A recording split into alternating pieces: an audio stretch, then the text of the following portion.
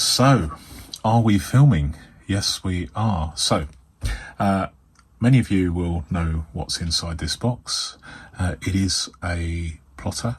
It's a plotter binder, similar to a Filofax.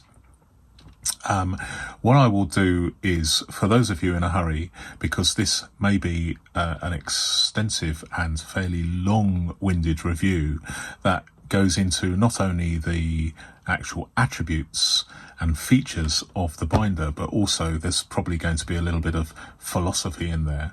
I am just going to leave a time on the screen now where, for those of you that are in a hurry, if you scroll through to that time, then I will give you a brief conclusion and resume at the end of this video. So without further ado, let's have a look.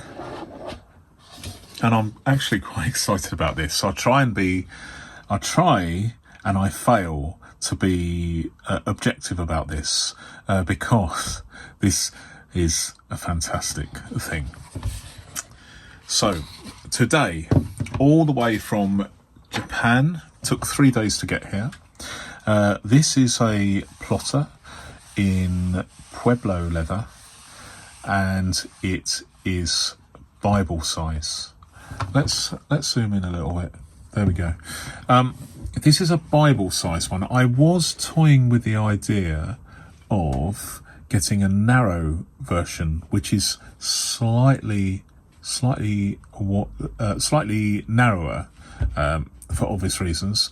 But in the end, I decided to go for a standard, if you like, plotter Bible size. It is almost identical to, this is, for instance, my Guildford's slimline, and I have many binders of this era. We can compare it to like a slimline of yesteryear. This is probably about 60 or 70 years old, maybe a bit less, but you can see, you know, the traditional Filofax size has remained the same. So the Japanese call it, or at least plotter call this, the Bible size, but we know it in the West typically as the personal size, but it is the same thing. Even down to the rings, actually. If you look at the rings on my very, very used Guildford Mini Extra Slim 11mm rings, and here we are, 11mm rings. It's all part of the design philosophy of Plotter, where they state that they have 11mm rings, specify 11mm rings throughout the whole range, all the way up to A5, and it's their philosophy is that you know, any more than this would be too much. I personally can fit, from experience, I know, let's zoom out a bit, I know that I can easily get 80 sheets of 50 GSM paper in here, because Plotter's own paper is 60 GSM, and that is their maximum capacity that they state. So 80 sheets of 50 GSM, more than adequate. I guess the philosophy thing is quite important for some people, and it is a lovely thing. It's a lovely thing to see this. I don't know what you call it, but you know, it is a nice touch, isn't it? It's a lovely touch, and so, you know, it's you know, all part of the charm of the plotter brand, I suppose. But I think we need to look at the essentials here before we do any philosophizing. First of all, as you can see, the flatability is like, I mean, it's as close as perfect as you can get. Now, if I If I just turn it over and let it fall by gravity, you can see it. It is perfect, isn't it? It's absolutely perfect. And it will become more supple as this hinge here, the scafing, I think it's called scarfing actually. The scarfing is the process. Let me see if I can show this up to the light. Okay, so the scarfing is the process of shaving the leather at the hinge point where the binder is going to naturally hinge to aid flatability. And it's obviously not something you can do if you buy a binder that is largely made of several layers of plastic and cardboard.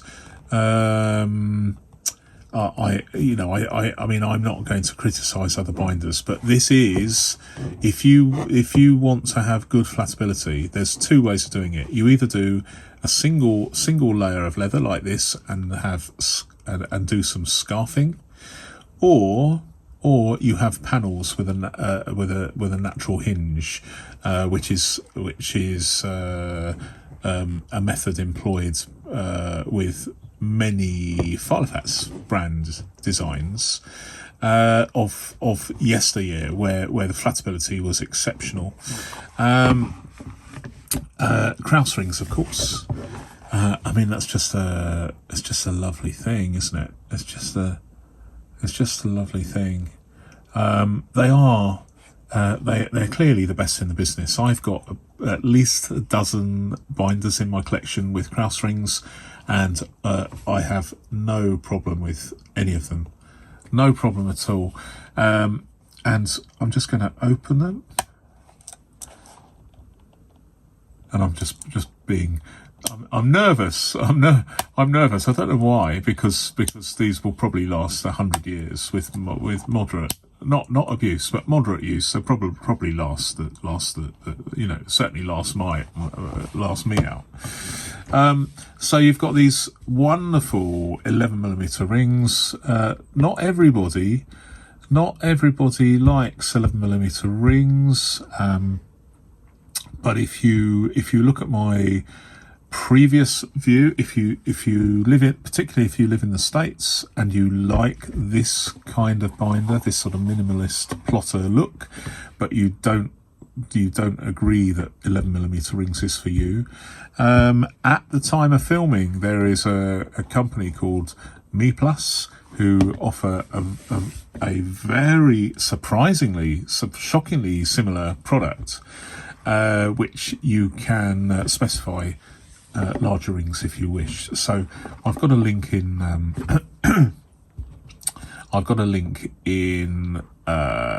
my last video. I will, if I can remember, I will put a link in this video as well.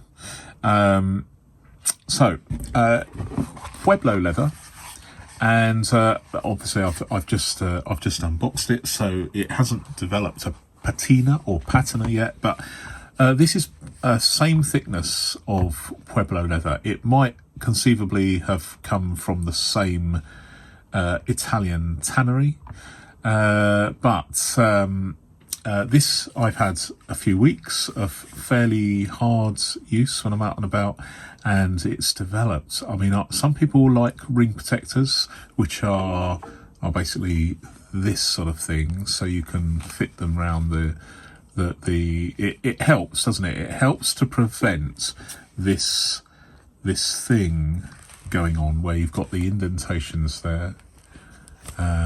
There we go, the indentations, and also the sort of bulges here.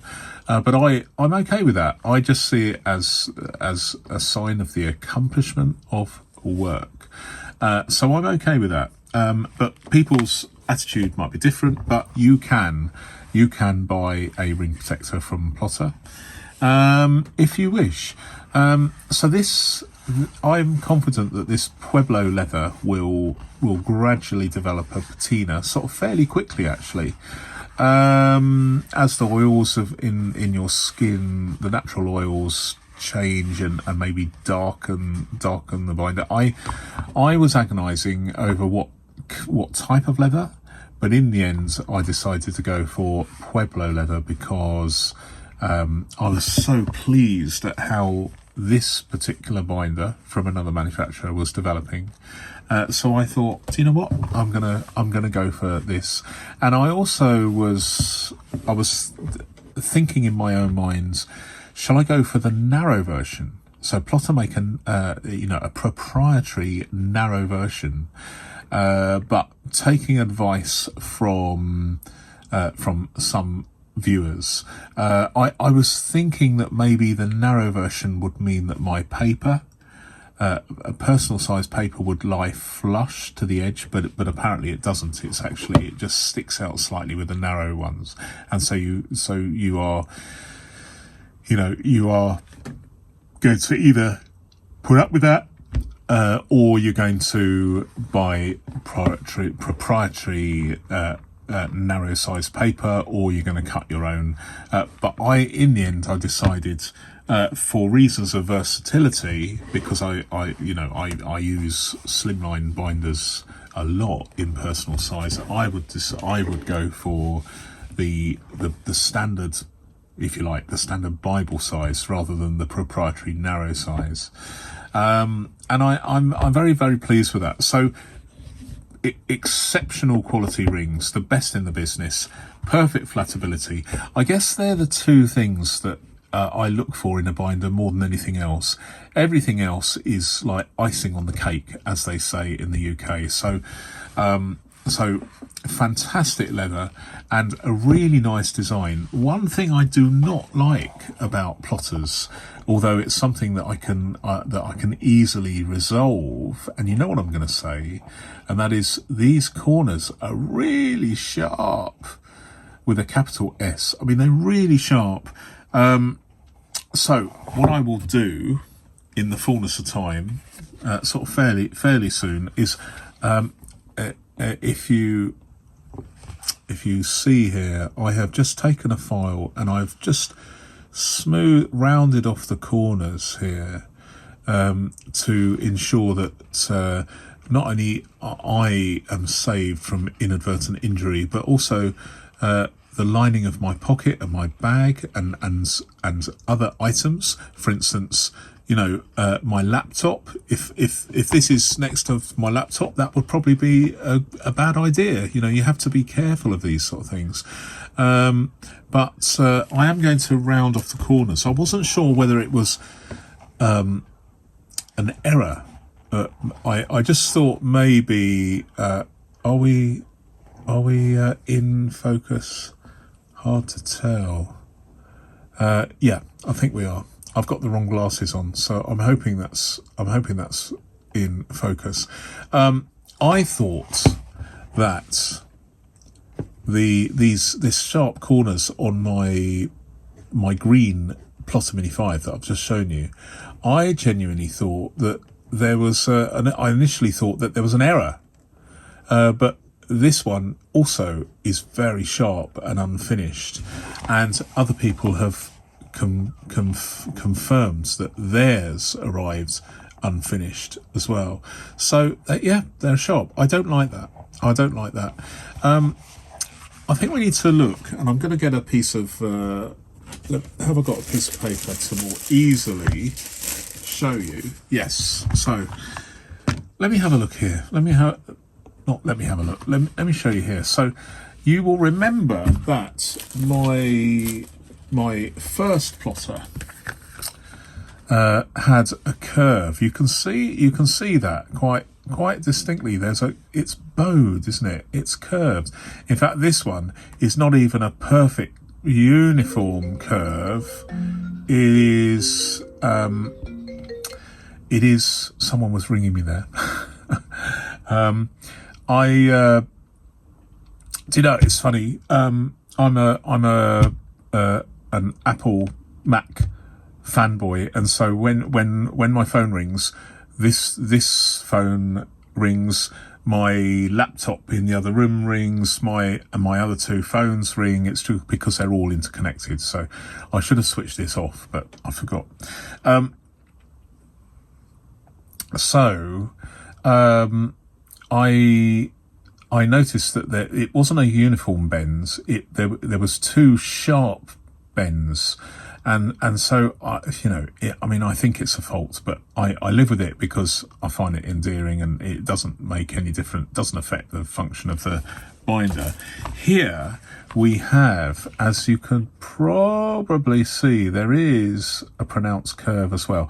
I suppose this might be a deliberately designed, because if this is a convex curve, whereas if it was a concave curve, then that would mean that the actual corners, the sharp corners, would actually dig into your surface. Let me find a straight flat piece. So I'm just going to, for the sake of argument, use my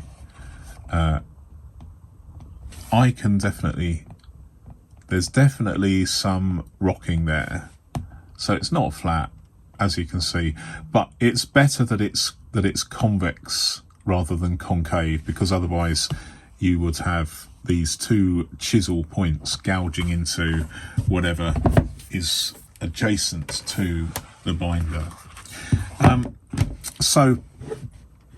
I guess that's my review.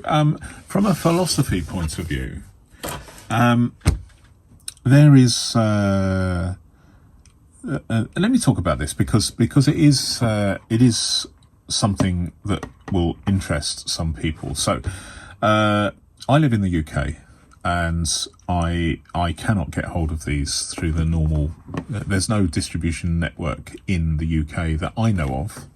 But if you know of one, then please let me know, because I might buy 2 or 3 more plotters. But it is, unfortunately, it's expensive. So there's more than one way of doing this. But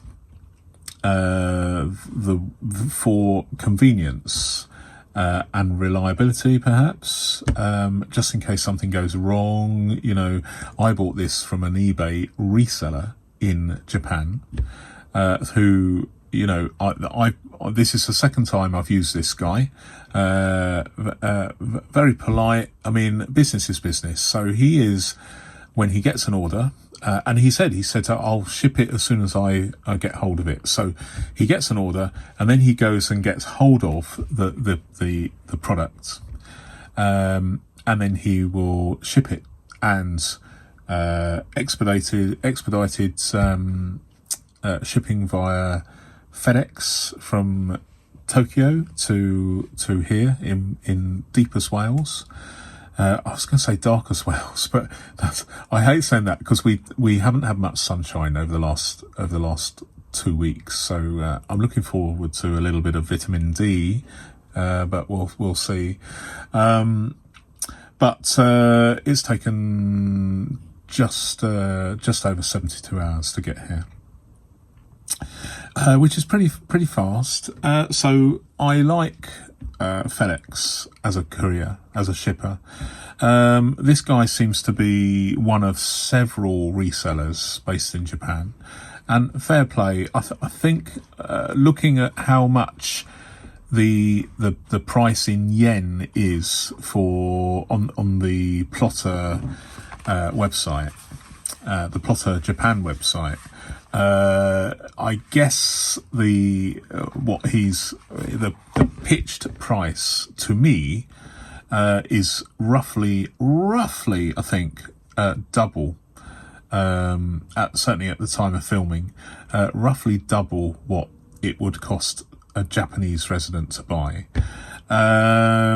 So this was priced at, from recollection, I don't normally talk money, but this is interesting. So $206 for this binder, which a lot of people will be saying, holy moly, that's for a piece of leather and for some rings, Yeah, I hear you. I hear you, but it is what it is. So $206. Then I think there's either $19 or $21 shipping. And then, because the price of this product in euros is over 150 euros, which is at the moment, at the time of, that is the cutoff after which you have to pay. It's different. It's the way products are handled in terms of duty and VAT. It's different and also the way that the administration process is handled. I mean, theoretically, every product has to attract VAT now. But interestingly, I wonder whether it slipped through the net, but this one I paid no duty at all. It just arrived and I didn't have to pay anything. But this was under 150 euros. But this was the equivalent of more than 150 euros. So I wonder whether that meant that the actual shipping process, it got caught in the net, as it were, the VAT net. So basically what happened is this binder went from Yokohama, and then Istanbul, and then Paris, and then it ended up in Belgium. Then it ended up in Middle England, and then it went by lorry to a distribution centre in Wales, and then that was early this morning, that ended up in a van, and I picked this up. I got delivered this at about 12 o'clock today. So, very, very straightforward. But in terms of how much duty or fees I had to pay, the total was £41.85, and £9 of that was what they call disbursement. And that is the money that you are charged by, in this case, FedEx, for the administrative fee of effectively acting as a tax collector on behalf of the UK government. So they get to keep I think it's £9.33. The Treasury get to keep the VAT, which in the UK is currently 20%. So they get the VAT, which they can use for schools, hospitals, and other needy causes. And so in the end, in terms of pounds, I'm talking about pounds sterling, this from my best calculation is this cost me just over £200. I want that to sink in, because that is crazy. Convert that into dollars or yen. I mean, that I am paying considerably more than a Japanese resident.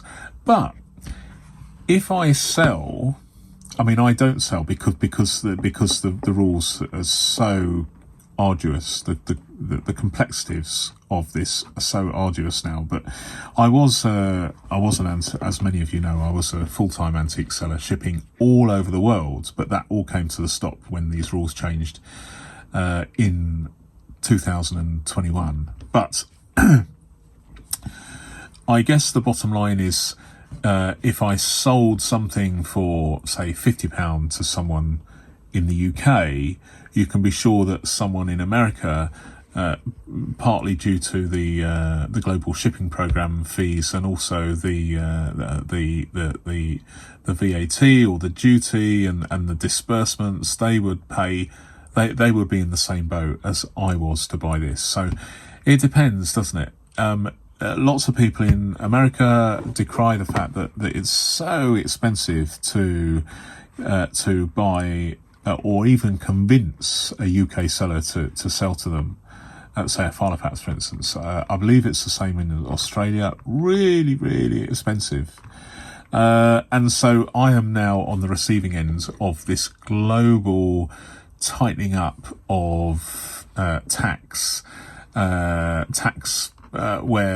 to combat frauds, the emphasis now is on collecting the tax for the government of that country by the shipper, who then adds on his collection admin fee. So it is a tricky thing. It's trade is international trade is more expensive for everyone these days, whether it's a car or a Filofax or a plotter or whatever it is. It's just more complex. There's more checks and balances, there's more paperwork, there's more penalties if you make a genuine mistake, very, very severe penalties. So not everybody wants to do it, but I guess I have paid more than others for this binder, £200. But do you know what? Now I've got it. I've paid my £200. That's in the past, and I am just going to enjoy this. I'm going to have this in my wallet, or my coat when I go into town, and I will sit in a cafe drinking whatever, my coffee of choice, and I will get this out, and I will enjoy the fact that I can open it up. I will enjoy the fact that the rings are super, super perfect. I will just enjoy the smell of it, the fact that, in my opinion, this is probably one of the, you cannot get better than this, unless you let me know otherwise. I really like this, and I love the fact that there's no pockets. I love that, absolutely love it. So thank you very much for watching. What I'm going to do now is, just for those who are in a hurry and have move forwards to this point, I will just summarize. So this is a plotter, Bible size, which is the personal size. It's more or less equivalent to a personal sized slimline size. Kraus 11mm rings, perfect. Flatability, perfect. Not too happy about the sharpness of the backplate ends, but I will sort that out soon by filing them down. It's Pueblo leather, which has a reputation of softening up and becoming really, really nice, like a personalized. Mine's going to be different to someone else's after a few months, and it's just a nice thing. It cost me, in total, including the price and the shipping and the customs fees here in the UK to get it shipped from imported into UK from Japan, it cost me the total of just over £200, and which is expensive, but I'm happy. I'm happy. So that is a brief summary of what is a lovely product. Thanks very much for watching, and until my next video, goodbye.